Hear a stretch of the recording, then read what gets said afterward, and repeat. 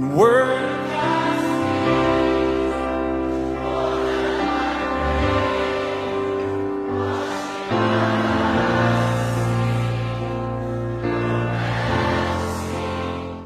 దేవుని ఘనమైన నామానికి నా హృదయపూర్వక కృతజ్ఞతాస్తుతులు స్తోత్రాలు చెల్లించుకుంటున్నాను. అలాగే యూట్యూబ్లో ఈ యొక్క వీడియోని వీక్షించుటకు మరి ఆసక్తిగా ఎదురు చూస్తున్నటువంటి నా ప్రియ సహోదరి సహోదరులకు కూడా క్రీస్తు ప్రభు వారి దివ్యనామంలో నా వందనములు, శుభాలు. ఈరోజు మరొక కొత్త అంశంతో మీ ముందుకు రావడం జరిగింది. అదేమంటే సువార్త అనేటువంటి విషయం మీద నేను మాట్లాడడానికి ఆసక్తి చూపుతున్నాను. సువార్త అనగానే ఈ యొక్క మాట చాలా మంచి మాటగా మనకు అర్థమవుతుంది. సువార్త అనేదాన్ని ఒక మంచి శుభవార్తగా చెప్పేదానికి ఎంతోమంది ప్రయత్నాలు చేస్తూనే ఉంటారు. మనం చూసినట్లయితే ఈరోజు ఈ మాటని తెలియపరిచేదానికి కరపత్రాల ద్వారా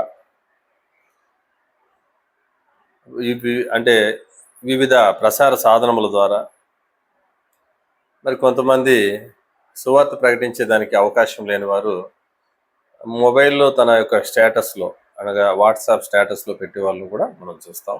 ఫేస్బుక్లో వారి యొక్క టైం లైన్లో పెట్టే వాళ్ళని కూడా చూస్తూ ఉంటాం. ఏ విధము చేతనైనను సువార్త ప్రకటించబడవలను. ఈరోజు అపోస్తులకు ఇవ్వబడినటువంటి అధికారము, ఆదిమ క్రైస్తవులుగా వారు పిలువబడినటువంటి వారుగా మనం బైబిల్ గ్రంథంలో నేర్చుకోగలం, చదువుకోగలం. వారికి దేవుడు అప్పగిస్తూ, ఇదిగోండి నాకు భూమి మీదను పరలోకమందును భూమి మీదను నాకు సర్వాధికారం ఇవ్వబడి ఉన్నదే, మీరు సర్వ సృష్టికి వెళ్ళండి, సర్వజనులను నా శిష్యులుగా చేయండి అని చెప్తూ ది గ్రేట్ కమాండ్ మత్తయి సువార్త 28:18 వచనం నుండి మనము చదివినట్లయితే 19 వచనం 20 వచనం వరకు కూడా చదవచ్చు. అక్కడ ఇస్తూ తండ్రి యొక్క కుమారుని యొక్క పరిశుద్ధాత్మ నామంలోనికి మీరు బాప్తిస్మీయుడి, ఇదిగో యుగ సమాప్తి వరకు నేను మీతో కూడా ఉన్నాను అని చెప్పాడు యేసుప్రభువు వారు తన శిష్యులకు. మీరు మరి సువార్త ప్రకటించాలంటే మీరు చూస్తే చదువులేని పామరులు అయి ఉన్నారు, జాలర్లు. మరి వారి వారి యొక్క నైపుణ్యతలో వారు పనిగలిగిన వారే కానీ పండితులు కాదు. అటువంటి వారికి సువార్త అప్పగించబడింది. అప్పగించబడినటువంటి సువార్త భారము వాళ్ళ భుజముల మీద మోపబడింది. ఆ వారి యొక్క భుజముల మీద మోపబడినటువంటి సువార్త భారము ఎక్కడి వరకు చేరాలని రాయబడింది అక్కడ అపోస్తుల కార్యంలో చూసినట్లయితే చూడండి. అపోస్తుల కార్యంలో మొదటి అధ్యాయము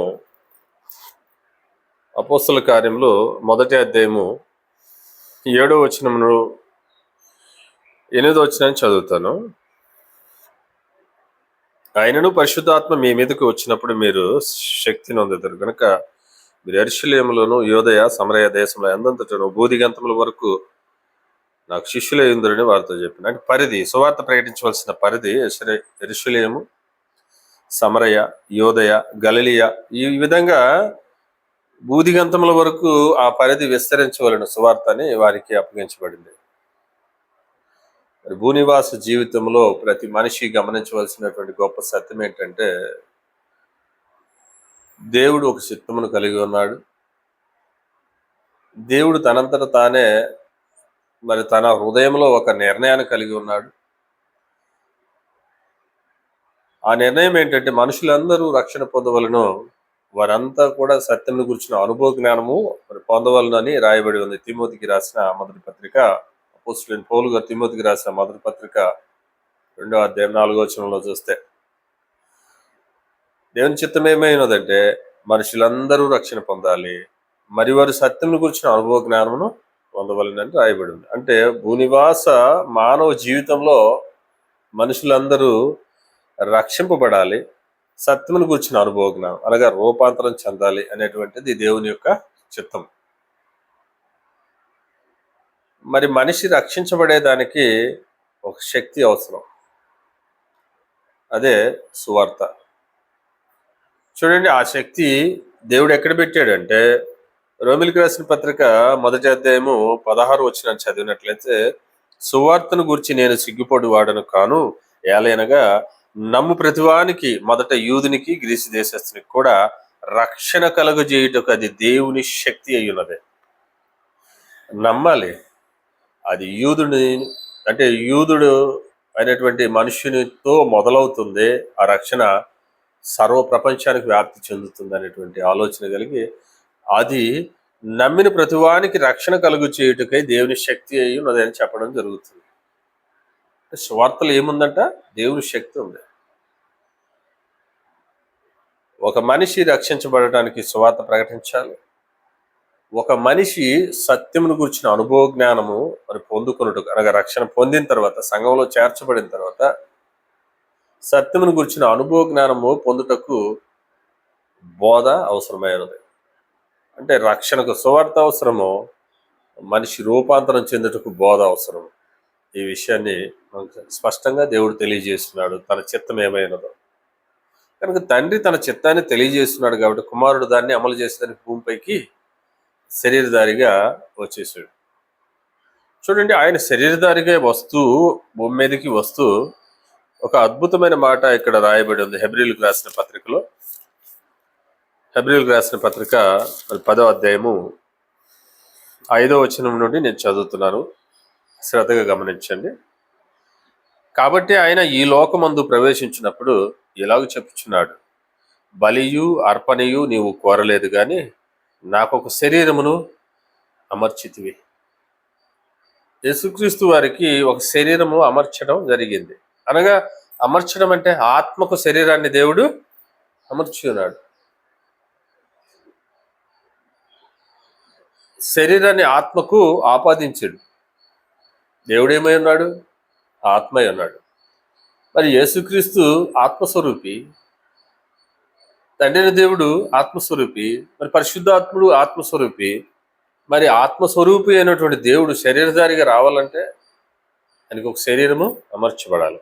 కాబట్టి ఈ భూమి మీదకి వచ్చేదానికి ఆయన నాకు ఒక శరీరము అమర్చితివి, పూర్ణ హోమములను పాప పరిహార్థ బలులను నీకు ఇష్టమైనవి కావు. అప్పుడు నేను గ్రంథపు చుట్టలో నన్ను గూర్చి వ్రాయబడిన ప్రకారం దేవా నీ చిత్తమును నెరవేర్చుటకు ఇదిగో నేను వచ్చి ఉన్నాను అంటిని. యేసుక్రీస్తు ఎందుకు వచ్చాడంటే, గ్రంథపు చుట్టలో అనగా వివిధ ప్రవక్తల ద్వారా నానావిధ సమయాలలో మరి దేవుడు మన తన ప్రవక్తల ద్వారా తెలియపరిచినటువంటి క్రీస్తు రాకడ, అనగా ఈ భూమి మీదకి ఆయన శరీరధారిగా రాబోతున్నటువంటి విషయాన్ని ప్రవక్తల ద్వారా బయటపరిచాడు. ఆదాముకు వాగ్దానం చేశాడు. విమోచన పథకాన్ని ముందు ఆదాం ద్వారా బయలుపరచడం జరుగుతుంది. ఆదికాండము 3వ అధ్యాయము చూడండి, ఆదాం ప్రవక్త ఆయనకి బయలుపరిచున్నాడు. 3వ అధ్యాయము వాగ్దానం చేయడం జరిగింది. మరి 15వ వచనంలో చూసినట్లయితే చూడండి, మరియు నీకును స్త్రీకిని నీ సంతానమునకును ఆమె సంతానమునకును వైరము కలుగజేసేదను, అది నిన్ను తల మీద కొట్టును. అది అన్న చోట ఫుట్ నోట్లో మనం క్రింద చూసినట్లయితే ఆయన అని రాయబడి ఉంది. అది నిన్ను తల మీద కొట్టును, నీవు దానిని మడి మీద కొట్టుదు అని చెప్పాను. కాబట్టి ఇది ఒక ప్రవచనం. ఇలాంటి ప్రవచనాలు ఎన్నో యేసుక్రీస్తు గురించి రాయబడి ఉన్నాయి గ్రంథంలో. వాటన్నిటిని కూడా గ్రంథపు చుట్టలో నా గురించి చూడండి, అప్పుడు నేను గ్రంథపు చుట్టలో నన్ను గూర్చి రాయబడిన ప్రకారం దేవా నీ చిత్తమును నెరవేర్చుటకు ఇదిగో నేను వచ్చి ఉన్నాను అంటిని. కాబట్టి యేసుక్రీస్తు వారు తండ్రి సంకల్పంలో ఏదైతే ఆలోచన కలిగి ఉన్నాడో, ఆయన యొక్క నిర్ణయం ఏదైతే ఉందో హృదయంలో, దాన్ని నెరవేర్చేదానికి మరి శరీరాన్ని ధరించుకుని భూమి మీదకి రావడం జరిగింది. ఆ శరీరంతో ఆయన మరి చక్కని పని కలిగి ఉన్నాడు ఈ భూమి మీద. ఆ శరీరాన్ని ఒక ఫల సాధనముగా వాడేదానికి ఆయన సిద్ధపడి వచ్చాడు. ఆయన శరీరము మరి ఒక మంచి ఒక పనిముట్టుగా వాడబడాలి దేవుని చిత్తాన్ని నెరవేర్చేదానికి. మరి ఈ శరీరము మన కోసం ఏ విధంగా వాడబడిందని చూసినట్లయితే చూడండి, పేతురు రాసిన మొదటి పత్రిక, అపోస్తలుడైన పేతురు గారు రాసిన మొదటి పత్రిక 2వ అధ్యాయము 21వ వచనం నుండి చూసినట్లయితే, యేసుక్రీస్తు కూడా మీ కొరకు బాధపడి ఆయన శరీరాన్ని ధరించింది మరి ఈ భూమి మీద సుఖపడేదానికి కాదు. ఆయన శరీరాన్ని ధరించింది ఈ భూమి మీద ఐశ్వర్యవంతుడిగా పిలువబడేదానికి కాదు. ఆయన శరీరాన్ని ధరించింది ఈ భూమి మీద యజమానుడిగా పిలువబడేదానికి కాదు. ఆయన మరి పరిచారకుడుగా పిలువబడ్డాడు.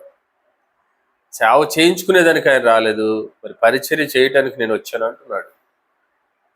ఈ లోకంలో నేను రాజుగా వచ్చాను, కానీ ఈ లోక రాజును కాదు నేను. ఈ లోకంలోని రాజులు మీ మీద అధికారమును పెత్తనము చేయుదురు, కానీ మీకు వారు ఏదో ఏదో పరిచర్య చేసిన వారిలాగా అనిపిస్తారు, కానీ వారు మీ మీదే అధికారం చలాయించేవారు. కానీ నేను అలా కాదు. దానికి నిదర్శనం ఏంటంటే, యేసుక్రీస్తు వారు తన శిష్యులకు పాదాలను కడిగటం. బంతిలో కూర్చున్నవాడు వడ్డిచ్చేవాడా, బంతిలో కూర్చున్నవాడా ఎవరు గొప్ప అంటే వడ్డించువాడు కాదు, కానీ కూర్చున్నవాడే కదా. నేను మీ మధ్య ఆ విధంగా ఉన్నానని చెప్తున్నాడు. పరిచారకుడినై ఉన్నాను, పరిచర్య చేయించుకునేందుకు నేను రాలేదు, పరిచర్య చేయ నిమిత్తం వచ్చానని యోహాను సువార్త 13వ అధ్యాయంలో చదివినట్లయితే చక్కగా రాయడం జరిగింది. కనుక ఆయన శరీరము దేవుని చిత్తాన్ని నెరవేర్చడానికి వచ్చింది. ఆయన అనేకులను ఐశ్వర్యవంతులను చేయటానికి వచ్చాడు, కానీ ఆయన స్థితి ఏంటంటే దారిద్ర్యము ధరించింది. ఈ భూమి మీద ఆయన గొప్ప వంశంలో మరి పుట్టలేదు, అంటే వంశంలో పుట్టాడు. అబ్రహాము మరి పితరులను చూస్తే ఆయన అబ్రహాము వంశపు స్వభావాన్ని ధరించాడు. దావీదు సింహాసనం మీద కూర్చునేదానికి వాగ్దానం చేయబడి వచ్చాడు. ఆయన సింహాసనం మీద నిరంతరము ఏలుతాడని చెప్పడం జరిగింది. కానీ ఆయన ఏ విధంగా రాజుగా ఉండబోతున్నాడు, ఏ విధంగా నిరంతరంగా మరి పరిపాలించబోతున్నాడు అని చూసినట్లయితే, ఆయన ఈ శరీరమును ధరించి వచ్చినది చూడండి సుఖపడేదానికి కాదు. క్రీస్తు కూడా మీ కొరకు బాధపడి మీరు తన అడుగుజాడలు యందు నడుచుకున్నట్లు మీకు మాదిరి ఉంచిపోయాను. ఆయన పాపం చేయలేదు, ఆయన నోట ఏ కపటమును కనబడలేదు, ఆయన దూషింపబడి బదులు దూషింపలేదు, ఆయన శ్రమ పెట్టబడి బెదిరింపక న్యాయముగా తీర్పు తీర్చి దేవునికి తను తాను అప్పగించుకోలేడు. చూడండి, ఇంకా ఆయన యొక్క శరీరముతో ఆయన చేసేటువంటి పనులు తండ్రి చిత్తమును నెరవేర్చాలంటే దేవుని న్యాయమైన తీర్పుకు కూడా ఆ శరీరం లోబడాలి. చూడండి, మీరు ఏమంటున్నాడంటే, మనము పాపముల విషయమై చనిపోయి నీతి విషయమై జీవించినట్లు ఇక్కడ చాలా చక్కని విషయాన్ని చెప్పాడండి. ఎందుకు ఆయన ఆ శరీరాన్ని ధరించాలంటే, ఎందుకు ఆయన ఆ శరీరంలో బాధను అనుభవించాడంటే, ఎందుకు ఆ శరీరము నలగొట్టబడిందంటే, మనం పాపం విషయంలో చనిపోవాలండి. నీతి విషయంలో, ఆత్మ విషయంలో మనము మరి జీవించాలి. నీతి విషయంలో జీవించినట్లు ఆయన తానే తన శరీరం మందు మన పాపములను మ్రాను మీద మోసుకున్నాడు. ఆయన పొందిన గాయముల చేత మీరు స్వస్థత నొందితిరి. అంటే మీరు స్వస్థత నొందితిరి అనగా ఆ మాటలో అర్థమేంటి? మనం గాయములు చేయబడ్డాం. మన పాపముల చేత, మన అపరాధముల చేత మనం గాయపరచబడి సాతాను యొక్క ఆ యొక్క పరిధిలో ముక్కుతూ ఆనాటి ఇజ్రాయెల్ ప్రజలు ఏ విధంగా అయితే మరి 430 సంవత్సరాలు ఫరో యొక్క బానిసత్వంలో, ఐగుప్తు బానిసత్వంలో మరి అమ్మూలుగులను దేవుడు విన్నాడో, ఈ సర్వ మానవాళి కూడా పాప భారముతో మూలుగుతూ పాపము చే ప్రతివాడు పాపమునకు దాసుడు అంటున్నాడు. చూడండి, ఈ మాట నువ్వు చూసినట్లయితే యోహాను సువార్త 8వ అధ్యాయము 32వ వచనంలో చూసినట్లయితే ఇక్కడ ఒక మాట చెప్తున్నాడు అనమాట. ఏమని మరి ప్రస్తావిస్తున్నాడు? అక్కడ ఉన్నటువంటి యూదులతో మాట్లాడుతూ క్రీస్తు, కాబట్టి యేసు 31వ వచనం నుండి చదువుతున్నానండి. యోహాను సువార్త 8వ అధ్యాయం 31వ వచనం. కాబట్టి యేసు తనను నమ్మిన యూదులతో, మీరు నా వాక్యమందు నిలిచిన వారైతే నిజముగా నాకు శిష్యులై ఉండి సత్యమును గ్రహించదురు. ఎవరు మరి సత్యమును గ్రహించదురు అంటే, చూడండి, నిజమైన శిష్యులు సత్యాన్ని గ్రహిస్తారంట. ఎవరు నిజమైన శిష్యులు? వాక్యమందు నిలిచి ఉన్నవారు. ఎవరు వాక్యమందు నిలిచి ఉంటారంటే, మరి తనను నమ్మిన వారు వాక్యమందు నిలిచి ఉంటారు. అలాంటి వారికి ఈ ఈ ఈ మాట అంకితం. కాబట్టి యేసుక్రీస్తు శిష్యులుగా ఎవరైతే మారాలనుకుంటున్నారో వారు వాక్యమందు నిలిచి ఉండాలి. అటువంటి వారు శిష్యులై ఉంటారు. వారు సత్యాన్ని గ్రహిస్తారు. ఆ సత్యం ఏంటంటే చూసినట్లయితే, అప్పుడు సత్యము మిమ్మల్ని స్వతంత్రులుగా చేయనని చెప్పగా, వారు మేము అబ్రహాము సంతానము, మేము ఏనడను ఎవరికి దాసులమై ఉండలేదా, మీరు స్వతంత్రులుగా చేయబడుదురని ఏల చెప్పుచున్నావని ఆయనతో అనేది. అంటే ఇది సత్యమునకు ఎప్పుడైతే విధేయత చూపిస్తారో, పాపం అనేటువంటి బానిసత్వం నుంచి మీకు విడుదల కలుగుతుందని చెప్పాడు. సత్యము మిమ్మల్ని స్వతంత్రులుగా చేస్తుంది. ఎవరు ఈ సత్యము? నేనే మార్గము, సత్యము, జీవం అనేటువంటి యేసుక్రీస్తే సత్యము. ఆ సత్యాన్ని మీరు ఎప్పుడైతే నమ్మారో, అసత్యం నుంచి బయటకు వచ్చారో, యేసుక్రీస్తు మిమ్మల్ని రిలీజ్ చేస్తాడు అని చెప్పినప్పుడు వీరంటున్నారు, మేము అబ్రహాం సంతానం, మేము ఏ రోజు ఎప్పుడు పాపం చేయలేదే, మేము దాసులుగా ఉంటామని మీరు ఎలా చెప్తున్నారు అని అడిగినప్పుడు యేసుక్రీస్తు యొక్క సమాధానం చూసినట్లయితే అక్కడ అందుకు యేసు 34వ వచనం, యోహాను సువార్త 8వ అధ్యాయం 34వ వచనం, అందుకు యేసు, పాపం చేయి ప్రతివాడు పాపం నాకు దాసుడని మీతో నిశ్చయముగా చెప్పుచున్నాను. కాబట్టి పాపం ఎవరైతే చేస్తున్నారో పాపం నాకు దాసుడు. కాబట్టి మన గాయములు ఎక్కడి నుంచి వచ్చినాయి? మన యజమానుడు, ఒకప్పుడు సాతానుడు, ఆ యజమానుడు చేసిన గాయాలు. పాపమునకు నువ్వు ఎప్పుడైతే బానిసయ్యావో, పాపమునకు అధిపతి, ఈ లోకాధిపతి, ఈ లోకమును తన ఆధీనంలో ఉంచుకున్న దుష్టుడు నేనేం చేస్తున్నాడు? గాయములు చేశాడు, కూలుకులేనటువంటి గాయములు చేశాడు. ఆ గాయములు, నీ గాయములు మానిపోయేదానికి తన శరీరము గాయపరచబడిందయ్యా. నీ భారమును మోసేదానికి ఆయన ఒక పిలిచాడు. ఏమని? ప్రయాసపడి భారం మోసుకున్న సమస్త జనులారా నా యొద్దకు రండి అని. మత్తయి సువార్తలో చూసినట్లయితే 11వ అధ్యాయము ఈ 28వ వచనంలో బాగా గమనించండి. ప్రయాసపడి భారం మోసుకున్న సమస్త జనులారా నా యొద్దకు రండి, నేను మీకు విశ్రాంతి కలుగజేతును. ఎక్కడ విశ్రాంతి అంటే సిలువలో మన భారాన్ని ఆయన మోస్తున్నాడు. పాప భారం అదే. మన ప్రయాస అంతా ఈ లోకంలో పాపానికి దారి తీస్తుందండి. చూడండి, మన మన ప్రయాస దేని మీద ఉంది? ఒక వ్యక్తి ఉదయం లేచిన దగ్గర నుంచి సాయంత్రం పడుకునేంత వరకు తన పొట్టకూటి కొరకు, అంటే శరీర సంబంధమైనటువంటి మనసు కలిగిన వాడే శరీర సంబంధమైన ఆలోచన, ఈ లోక సంబంధంలో కూడబెట్టుకునేటువంటి ధనం కోసం ప్రయాస, ఈ లోక సంబంధమైనటువంటి కుటుంబం కొరకు ప్రయాస, ఈ లోక సంబంధమైనటువంటి ఉద్యోగాల కొరకు ప్రయాస. ఈ ప్రయాస ఉండకూడదని చెప్పటం లేదు, ఉండాలి.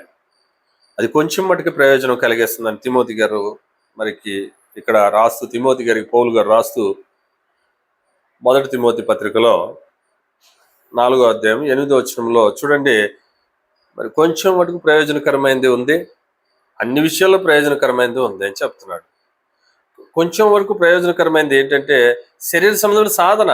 ఈ లోకంలో మనం చేసేటువంటి సాధన దేని కొరకు అంటే ఈ శరీర సంబంధమైన జీవనోపాధి కొరకే మనం చేస్తున్న సాధన. ఉద్యోగం కావచ్చు, చదువులు కావచ్చు, పెళ్ళిళ్ళు కావచ్చు, పిల్లల పెళ్ళిళ్ళు కావచ్చు, మన పెళ్ళిళ్ళు కావచ్చు, వారి పోషణ కావచ్చు, రిటైర్మెంట్ ప్లానింగ్లు కావచ్చు, రిటైర్మెంట్ తర్వాత చేసేటువంటి ప్రతి కార్యం కావచ్చు, ఇవన్నీ కూడా కొంచెం మటుకే ప్రయోజనం. అంటే కొంచెం మటుకనే దేవుని దృష్టిలో ఏంటంటే మనుషుల ఆయుష్కాలం ఆయన నిర్ణయించున్నాడు. యోబు గ్రంథము 14వ అధ్యాయం 5వ వచనంలో చూస్తే, నరుల ఆయుష్కాలము నీవు ఎరుకైన వాడివే, ఎందుకంటే వారి ఆయుష్కాలము ఆయన నెలలతో సహా అక్కడ నియమించున్నాడు. మించజాలని వయోపరిమితి నీవు వారికి నియమించి ఉన్నావు అంటున్నాడు. ఎంత మించజాలని వయోపరిమితి అంటే, మా ఆయుష్కాలము దావీదు గారు ఆ యొక్క చూడండి, ఆ మోషే గారి కీర్తనలో 90వ కీర్తనలో చూసినట్లయితే 10వ వచనంలో, మా ఆయుష్కాలము ఈ భూమి మీద 70 సంవత్సరాలు, అధిక బలము ఉన్న ఎడల 80 సంవత్సరాలు. ఒకవేళ దానికంటే ఎక్స్ట్రా బ్రతికినట్లయితే దాని యొక్క ఫలితం ఏంటంటే దుఃఖము, ఆయాసము, ప్రయాస, దుఃఖము, ఏడుపు, ఇవే ఉంటాయి. కాబట్టి వీళ్ళరా ఇటువంటి భారము కలిగినటువంటి ఈ జీవితంలో మనం మోస్తున్నది ఏంటంటే ప్రయాస, శరీర సంబంధమైన ప్రయాస, భూ సంబంధమైన ప్రయాస, శరీర సంబంధమైన మనసుతో మనం వెళ్తున్నటువంటి దారిలో ప్రత్యక్షమైనటువంటి క్రీస్తు ప్రయాసపడి భారం మోసుకుని వస్తున్న సమస్త జనులారా నా యొద్దకు రండి, నేను మీకు విశ్రాంతి కలుగజేతును. నేను సాత్వికుడును, దీన మనసు కలవాడును గనుక మీ మీద నా కాడి ఎత్తుకొని నా యొద్ద నేర్చుకునుడి, అప్పుడు మీ ప్రాణములకు విశ్రాంతి దొరుకును. ఏలయనగా నా కాడి సులువుగాను నా భారము తేలిగ్గాను ఉన్నది. అదనమాట విషయం. యేసుక్రీస్తు చెప్తున్నటువంటి కాడి సులువు. ఎందుకంటే ఆ కాడిని సులువు చేసేసాడు ఆయన భరించేశాడు. ఆ భారాన్ని ఆయన భరించేశాడు, మోసేశాడు. ఆ సులువ ఎక్కడ చేయబడిందని చూస్తే, ఇదిగో పేతురు రాసిన మొదటి పత్రికలో 22వ అధ్యాయము ఈ 21వ వచనంలో చూడండి, క్రీస్తు మీ కొరకు బాధపడి, ఆ కాడి ఆయన ఎత్తుకున్నాడు, బాధపడి మీరు తన అడుగు జాడలు యందు నడుచుకున్నట్లు మీకు మాదిరి ఉంచిపోయాను. ఆయన పాపము చేయలేదు, ఆయన నోట ఏ కపటమును లేదు, మరి కనబడలేదు. ఆయన దూషింపబడి బదులు దూషింపలేదు, ఆయన శ్రమ పెట్టబడి బెదిరింపక న్యాయముగా తీర్పు తీర్చి దేవునికి తనతో అప్పగించుకున్నాడు. మనము పాపముల విషయమై చనిపోయి నీతి విషయమై జీవించినట్లు ఈ కండిషన్ గుర్తుపెట్టుకోండి. ఇదంతా ఎందుకు జరిగిందంటే, దేవుని కుమారుడైన క్రీస్తు ఈ భూమి మీద ఇంత కార్యము క్రీస్తు ద్వారా దేవుడు చేయుటకు కారణం ఏంటంటే, ఆ త్యాగం. ఎందుకంటే మనం పాపం విషయంలో చనిపోలేక, నీతి విషయమై జీవించలేక అనేటువంటి ఒక కండిషన్ మనం అప్లికేబుల్ చేసుకోగలిగినట్లయితే, ఆ విషయంలో ఆయన తానే తన శరీరమందు మన పాపములను రాను మీద మోసుకున్నాడు. ఆయన భారము, మోసినటువంటి భారము మన పాపములు మోసుకొనిను. ఆయన పొందిన గాయముల చేత మీకు స్వస్థత నొందితిరి, మీరు స్వస్థత నొందితిరి అనేటువంటి విషయాన్ని ఇక్కడ స్పష్టం చేశాడు. కాబట్టి యేసుక్రీస్తు ఈ భూమి మీదకి శరీరధారిగా వచ్చాడు. ప్రవక్తలు తన గురించి ఏదైతే ప్రవచించారో అవన్నీ నెరవేర్చే వరకు ఆయన ప్రయాసపడ్డాడు. ఇంకా ఇదే పేతురు పత్రికలో చూసినట్లయితే చూడండి,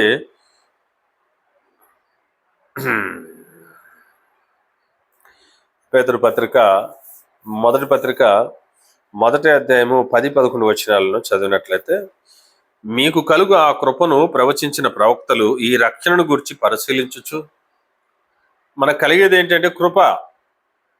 పాపం నుంచి విడుదల అంటే అదొక కృప లేకపోతే నీ యొక్క గొప్పతనము, నీ నీతిని బట్టి నీకు కృప కలగల. ఆ పరిశుద్ధుడైనటువంటి నీతిమంతుడైనటువంటి క్రీస్తు ఏం చేయబడ్డాడంటే మన కొరకు గాయపరచబడ్డాడండి, నలగొట్టబడ్డాడండి. ఆయన చేసినటువంటి ఆ త్యాగము, దేవుడు చూపించినటువంటి ప్రేమ వలన మనం ఏం చేయబడ్డామంటే ఆ కృపను పొందుకున్నాం. చూడండి, ఈ రక్షణను గురించి మీకు కలుగు ఆ కృపను గురించి ప్రవచించిన ప్రవక్తలు ఈ రక్షణను గురించి పరిశీలించుచు, తమ యందున్న క్రీస్తు విషయమై శ్రమలను గూర్చియు వాటి తర్వాత కలగబో మహిమను గూర్చియు ముందుగా సాక్ష్యం ఇచ్చినప్పుడు, ఆ ఆత్మ ఎట్టి కాలమును సూచించుచు వచ్చినో దాన్ని విచారించి పరిశోధించిరి. ప్రవక్తలు ఏం చేశారంటే, దేవుని ఆత్మ యేసుక్రీస్తు ఎప్పుడు మరి పుడతాడు, ఎక్కడ పుడతాడు, ఎలా పుడతాడు, ఇవన్నీ కూడా ప్రవక్తలు పరిశీలిస్తూ వచ్చారు ఆత్మ బయలుపరిచిన విధానం బట్టి. ఆ ప్రకారంగా రాయబడినటువంటి కార్యాలన్నీ చేయుటకు ఆయన ఏం చేయబడ్డాడంటే, ఇదిగో తండ్రి నీ చిత్తమును నెరవేర్చుటకు నేను వచ్చాను. కాబట్టి సువార్తలో ఏముందంటే తండ్రి చిత్తం ఉందండి. సువార్తలో ఏముందంటే దేవుని యొక్క అమూల్యమైనటువంటి సంకల్పం దాగి ఉందండి. దేవుని యొక్క సంకల్పం అందులో దాగి ఉంది. ఆ దేవుని సంకల్పాన్ని మరి నెరవేర్చాలంటే తండ్రికి ఒక చిత్తం ఉంది. ఆ చిత్తం ఏంటంటే మనుషులందరూ రక్షణ పొందాలి, మరి సత్యమును కూర్చున్నాడు అనుభవ జ్ఞానము మనుషులందరూ పొందాలని తిమోతికి రాసిన మొదటి పత్రికలో మరి ఇందాక చెప్పాను. దాన్ని ఒకసారి చదువుదామండి. 2వ అధ్యాయము మొదటి తిమోతి రాసిన మొదటి పత్రికలో 2వ అధ్యాయము మరి 4వ వచనం చూసినట్లయితే, ఆయన మనుషులందరూ రక్షణ పొంది సత్యమును గురించిన అనుభవ జ్ఞానం గలవారై ఉండవలనని ఇచ్చేయించుచున్నాడు. రాయబడి ఉంది. మరి పౌలు గారు తిమోతికి చెప్తూ ఈ మాటలను రాయించున్నాడు. కాబట్టి దేవుని చిత్తం ఏమైందంటే నువ్వు రక్షణ పొందాలి, సత్యం గురించిన అనుభవ జ్ఞానం పొందాలి. దేవుని చిత్తము నీవు రక్షణ పొందుటకు ఏవైతే సాధనం ఉందో ఆ సాధనాన్ని నువ్వు గుర్తించాలి. ఆ సాధనము యేసుక్రీస్తు శరీరము. ఆ శరీరము నలగొట్టబడింది. ఆ శరీరము నీ పాప భారాన్ని మోసింది.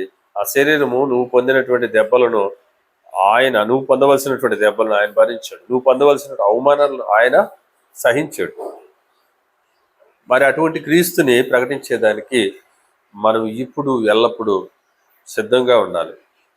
అదే తిమోతి గారికి పౌలు గారు రాస్తూ 2వ తిమోతి పత్రిక 4వ అధ్యాయము 2వ వచనంలో చూస్తే, వాక్యమును ప్రకటించుము, సమయమందును అసమయమందును ప్రయాసపడుము, సంపూర్ణమైన దీర్ఘశాంతముతో ఉపదేశించుచు ఖండించుచు గద్దించుము, బుద్ధి చెప్పుము.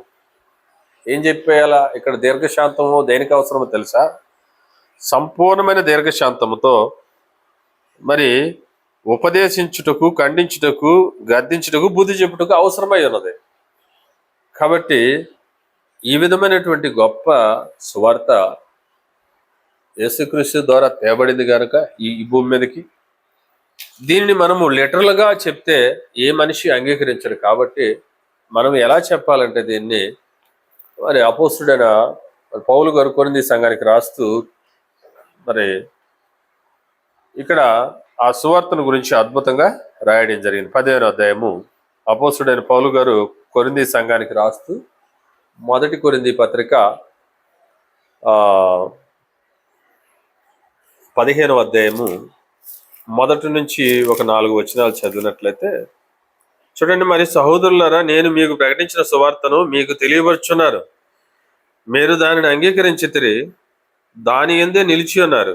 మీ విశ్వాసము వ్యర్థమైతే గాని నేను ఏ ఉపదేశ రూపముగా మీకు ప్రకటించుతునో, అంటే సువార్తను ఉపదేశ రూపముగా, అంటే పాఠము రూపముగా ప్రకటించుతునో, ఆ ఉపదేశమును మీరు గట్టిగా పట్టుకొని ఉన్న ఎడల ఆ సువార్త వలననే మీరు రక్షణ పొందువారై ఉందరు. నాకు ఇయ్యబడిన ఉపదేశమును మొదట మీకు అప్పగించుతున్న, అదేమనగా లేఖనముల ప్రకారము క్రీస్తు మన పాపముల నిమిత్తం మృతి పొందెను. లేఖనముల ప్రకారమే జరిగింది. మరి మృతి పొందెను, సమాధి చేయబడెను, లేఖనముల ప్రకారము క్రీస్తు 3వ దినమున లేపబడెను. కాబట్టి ప్రియులారా, సువార్త సంపూర్ణం చేయబడాలి. ఆ సువార్త సంపూర్ణం చేయబడేటువంటి విషయాన్ని పౌలు గారు మాట్లాడుతూ చూడండి. ఇక్కడ ఇప్పుడైతే అదే కొరింథీ పత్రిక 15వ అధ్యాయము 20-21 వచనంలో చూసినట్లయితే, ఇప్పుడైతే నిద్రించిన వారిలో ప్రథమ ఫలముగా క్రీస్తు మృతుల్లో నుండి లేపబడి ఉన్నాడు. మనుషుని ద్వారా మరణము వచ్చిన కనుక మనుషుని ద్వారానే మృతుల పునరుద్ధానము కలిగిను. కాబట్టి ప్రియులారా, సువార్త సంపూర్ణం చేయబడిందంటే అది పునరుద్ధానంలో.